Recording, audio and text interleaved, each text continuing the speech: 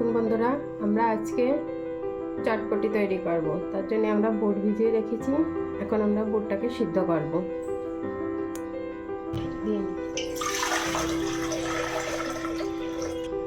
আমরা এর জন্য প্রেসার কুকারে দিয়ে দিলাম জল।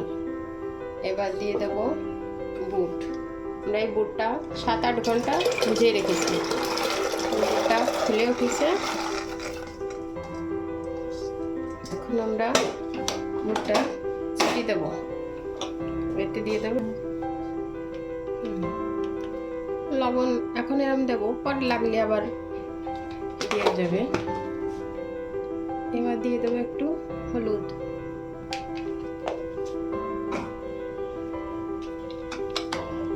আমরা ছিটি দেব তেল। তেল দিয়ে দেবো যাতে পড়বে না, ছিটি এসে বাইরে বেরোবে না। ঢাকা দিয়ে ছিটি দেব। আমরা নিমকি করব। এর জন্যে আমরা ফুচকা দিয়ে নিমকি করব না, আমরা আটা মেখে নিয়েছি। এটা দিয়ে নিমকি বানাবো। এতে শুধু লবণ আর সাদা তেল দিয়ে আমরা মেখে নিচ্ছি। এবার নিমকিটা বানাবো। আমাদের নিমকি কাটা হয়ে গেছে। এবার আমরা ভাজবো নিমকি। আমার ডাল সিদ্ধ হয়ে গেছে, কি সুন্দর সিদ্ধ হয়েছে। এবার আমরা একটু জাল করে নেব। আর এদিকে আমাদের কড়াইতে তেল দিয়েছি। এবার আমরা নিমকিটা ভেজে নেব।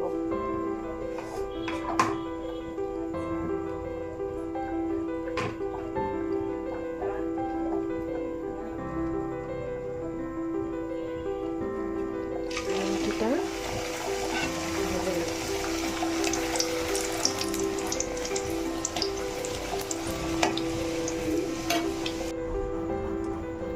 আমরা এবার চটপটি তৈরি করব, সাজাবো। দিয়ে দিলাম প্রথমে ডাল,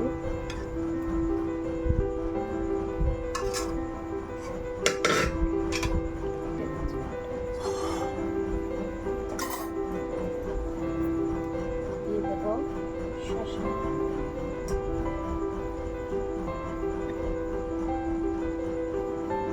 আর দিয়ে দেবো ধনে পাতা কুচি।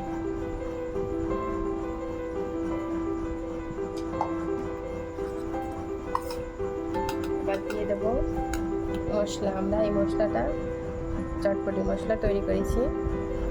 জিরে গুঁড়ো, জিরে, ধনে, শুকনো লঙ্কা আর একটু গোলমরিচ ভেজে গুঁড়ো করে নিয়েছি। এটা হচ্ছে চটপটি মশলা। দিয়ে দিলাম চটপটি মশলা।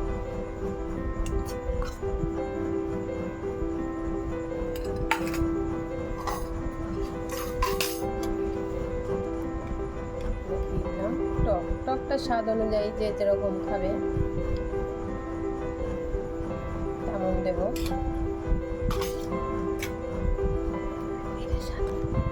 এবার আমরা দিয়ে দেবো এর মধ্যে কিছু পেঁয়াজ।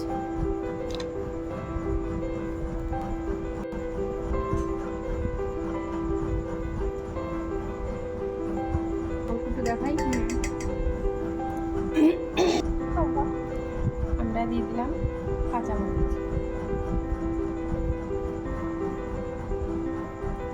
ডিমটা গ্রেট করে দিয়ে দেবো।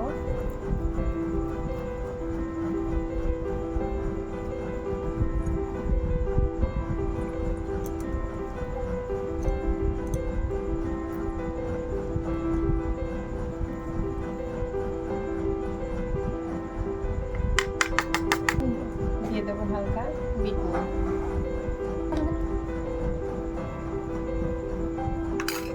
এবার দিয়ে দেবো এতে নিমকি। যেহেতু আমরা ফুচকা দিইনি, আমরা নিমকি ভেজে নিয়েছি, তাই আমরা নিমকি দিয়ে দিলাম।